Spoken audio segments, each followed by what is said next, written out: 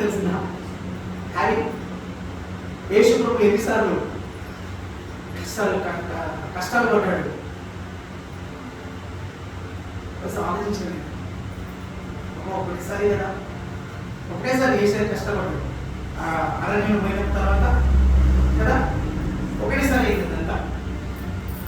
ముమ్మాడు రోజు వాడు వచ్చి ఏం చేస్తాడు, శోధిస్తా ఉన్నాడు సాతాను.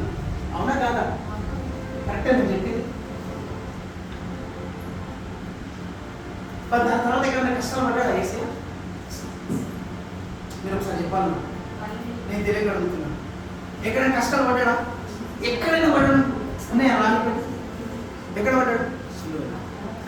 అది కాదు, అది డెస్టినీ. అది ఆయనకి దానికోసం వచ్చినాడు కాబట్టి అది డెస్టినీ. అది కూడా పడాల్సిన అవసరం లేదు. అది మన కోసం పడ్డాడు, మనం పడాల్సిన ఆయన పడ్డాడు. అది కూడా ఆయనది కాదు, మనదే. స్తోత్రం. ఆ కష్టం దాని తర్వాత, ఆ శోధన తర్వాత ఇంకేదో